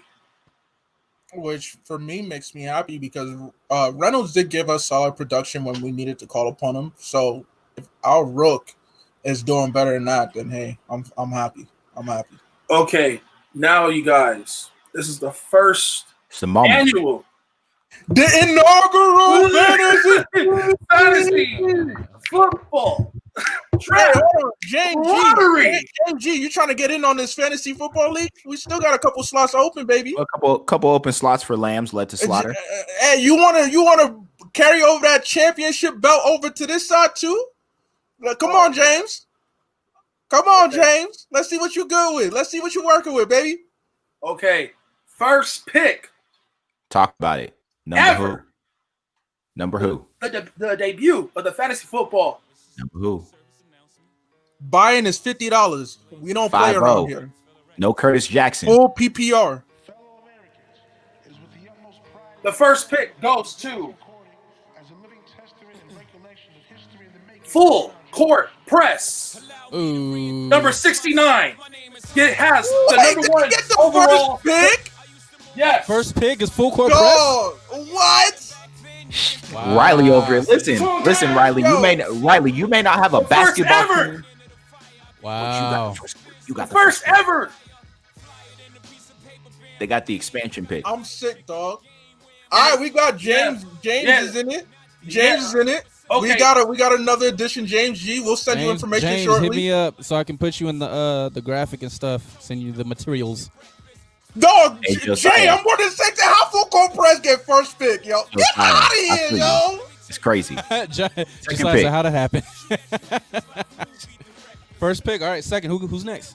The second pick goes to number 70, SSAW headquarters. Hey, that's DJ? That is Michael, CJ, and Sean. CJ. Oh. Wait. Y'all gave CJ second pick? Yo. It's disgusting. You might not understand you on Michael our team. Manuel, what are you doing right now? What are you doing, bro? I ain't tripping. I am not tripping. How we giving CJ second pick? Wow. I ain't tripping. All right, who's next? Who's next? For the number 3 pick of the 2020 fantasy football lottery, number 71, which is Ringside Mayhem. Wow. Okay. Wait. Hold on. Okay. Which side is Pierre working with? Okay. Pierre. Okay, let me answer that for you. Pierre is with Full Court Press. Oh, okay, Lyndon. No, wait. I'm sorry. I take that back. I'm lying. Take that back. Redo. He is him and Lyndon. Ringside Mayhem. Okay. Riley, and Matt. Okay. Full Court Press. Okay. Lyndon, Full Court Press got the number 1 pick. The SSA admins got the number 2 pick. And congratulations, Ringside Mayhem got the number 3 pick. Hey, the number 4 pick of the 2020 fantasy football lottery goes to the Craft Factory. The Craft Factory. All right. Yo, I'm before Olsen X podcast. I'm with it. Yes. It's crazy. We about to be the last pick. All that talking. I ain't tripping. I got this. You was the one who said it too. I got this. Hey, what kind of juju did you put on us?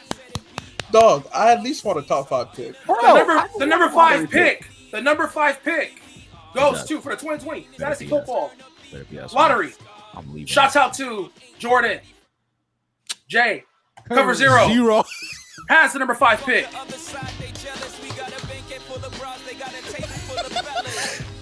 Dog, Jay, how we cheat? We don't even have a top 5 pick. This is our show and we don't have a top 5 pick. Is it funny? No, it's not funny. Is it funny? No, it's not funny.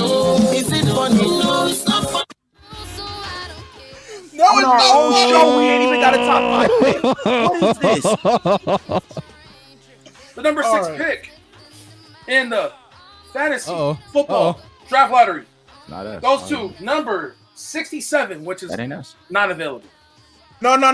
That's gonna be James. That's James. That's a slot. That's James. That's James James. G got the number 6 pick. Yeah, he walked in. Okay. The man off the street. He just got in. He just got in. He got a better please pick remember than this us. list. Emmanuel, please remember this list. How this happened? How did this? This man just joined the show. This is first time on the show. Emmanuel, please remember this list, please, to give it to me. No, yeah, I'm writing it down. All right. Yo, if we really end up with the 12th pick, if we end the up number with 7th pick, you know what's crazy though? 2020. That's why the chat was popping because we already planned if we gotta get that. I ain't tripping. You know what? I'm not. Give us the last pick. Read See the what pick. happens, baby. See what happens. Read it. This is crazy. Number 64, which is not available. That's the number 7 pick in the draft. Okay. Next person to sign up has the number 7 pick. All right. This is wild. The number 8 pick of the 2020 fantasy football lottery draft goes to It's 8 for Kobe, please. 65, which is not available. Hey, we really about to be the last pick, bro. We really about to be the last pick. The number 9 pick of the 2020 fantasy football lottery goes to us. 078, 9th pick. I like that. I love that. I love At this it. point, I would rather have the last. I love it. Then number 9. I'd rather have 12 than 9. Hey, but hey, all right, we got number 9. We got number 9. We out here. Number 9. Hey, number 9. I got New you. birthing. New birthing of the league. That's what it means. Okay.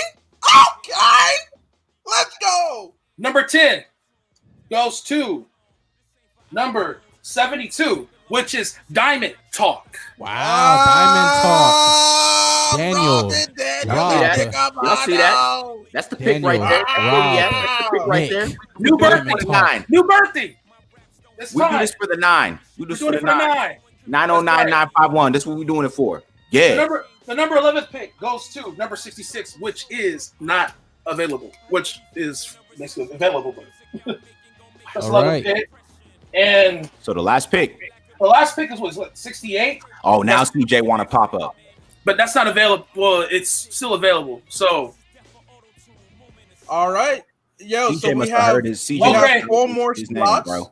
We have 4 more slots for sure if you want to get in. All right, shout out to James G. 6th pick, baby. James, I will get with you. I just sent you a message. I'll send you the the login and everything, get you underway. Okay, just to recap, you guys, the picks that are available: first come, first serve.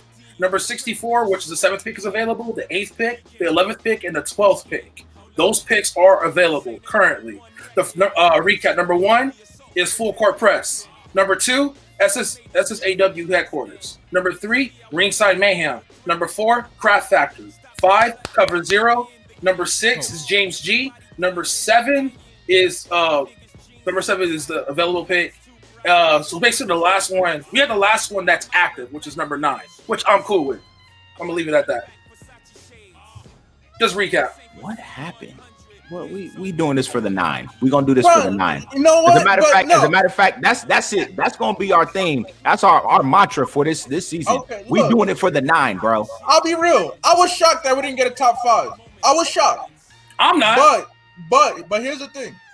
Like I said earlier before the show, we've already been plotting. Like if we were to get anywhere between 1 to 12, how we gonna maneuver? 1 to 12. So now we know. Range is wild. Yeah, it is wild. 12 teams. We out here like Doctor Strange though.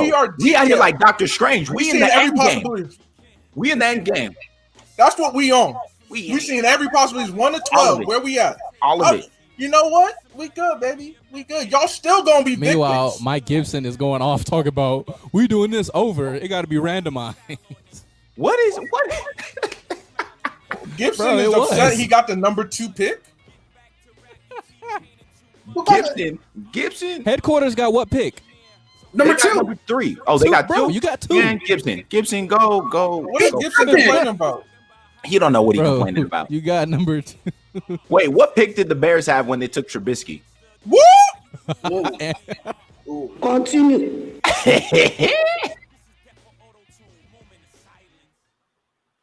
Somebody said take my number 3 pick. Lyndon said I'm good. That's what I'm saying, Josiah. He got the number 2 pick. He tripping. What were you talking about? Right? What are you talking about? Why are you complaining? Hey. Right. However, teams, if you would like to trade your picks, you have until. Also, they talk about we number 9. So look, Osane, we're not trading our pick unless you got a Godfather type offer. That part. Yeah. Anyway, yo, real talk. First of all, I'm excited to get this underway. Yes, we do have a few more slots available. By all means, if you want in on this, let us know. Get in touch with the Osa and Abe show. Payment needs to be submitted by Friday. Yep. We're using a third party to make sure there's no discrepancy with monies, that everybody gets paid out. The entry fee is $50. Each team needs to put up $50. Now, some teams have 3 people. That's fine. Y'all split it however y'all want. We are excited. Draft day is for Sunday. Time to be announced, correct? Sunday? It's 5:00, and I don't think it's Sunday. No, it's Saturday. Saturday. This Saturday. Oh, it's this Saturday. Okay. This Saturday. So it's a pay live by draft. Friday.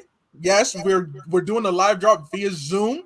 So yes, James, league safe. You already know. Look, dog. Look, y'all thought it was hype right now. Wait until draft day, boys. Boy. Let me tell you right now. and gentlemen, I got y'all with the matching 9s. That's what we're gonna do. I got y'all with the match. We doing this for the 9. I'm gonna put my 909 beanie, but I'm not even from it. You know what? I'm not 7'3", but you know the 9s is important, baby. Oh god. 9 forever. 9 forever. All right, so here are the details. So live draft, 5:00, September 5th on Zoom. I will definitely try to connect it to, of course, Facebook Live, so you can see somebody. Probably Michael Gibson picked the wrong guy. He gonna pick Trubisky. He gonna do just like his Bears with that number 2 pick. So history for those, gonna repeat itself. So for those who are not participating, it's okay. We got y'all on the engagement. It's gonna be on Facebook Live, in the group, and on the page, and on Zoom, and that is it. 5:00 live draft. Bang bang. Listen, y'all. This is gonna be good. Okay, it's gonna be good. I'm excited for this. I'm geeked for this. Real quick before we wrap up, though, here at the Osa and Abe show, we just want to show some love and shout out to all of our listeners, all of our fans, whether inside SSAW or outside. We love y'all. Hit a milestone. You know what I'm saying? Yes. Hit the 1K. I've been waiting for this moment because here's the thing.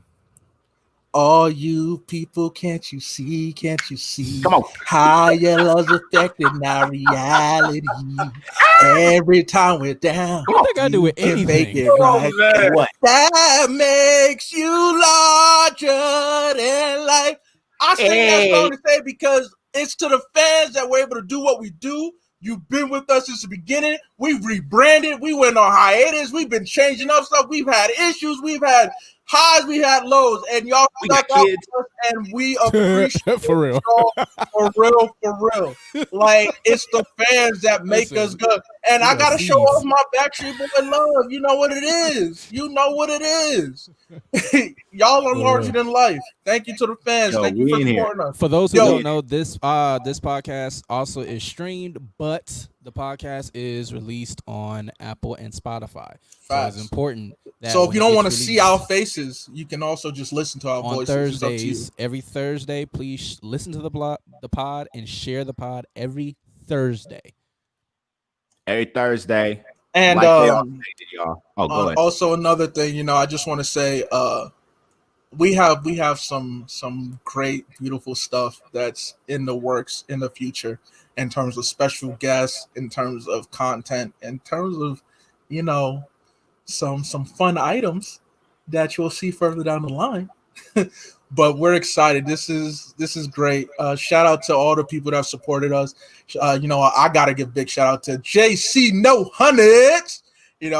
Gotta give a big shout out to SSA, to all the admins for giving us this platform. Big shout out to our producer and the Craft Factory for helping us go.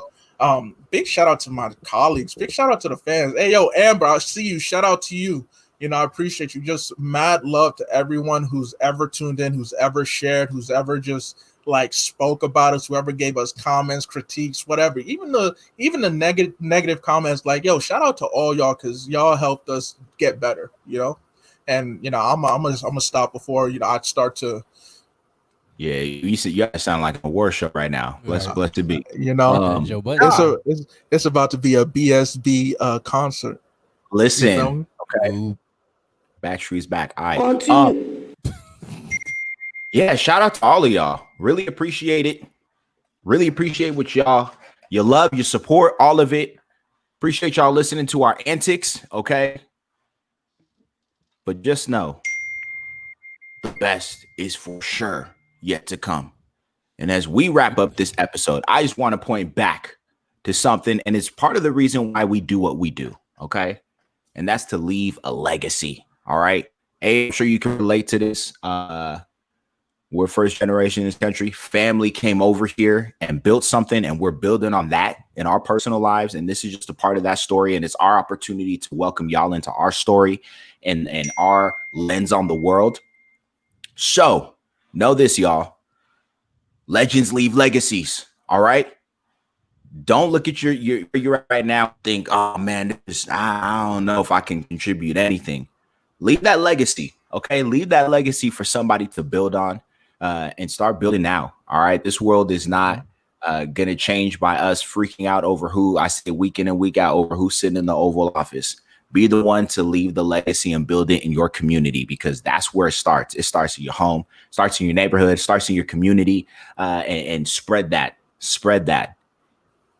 Legends leave legacies. And that concludes, folks, another episode of the OSNA podcast, presented to you by the Craft Factory in conjunction with SSA, even though headquarters finna take this L, even with their number 2 Trubisky pick. Facts.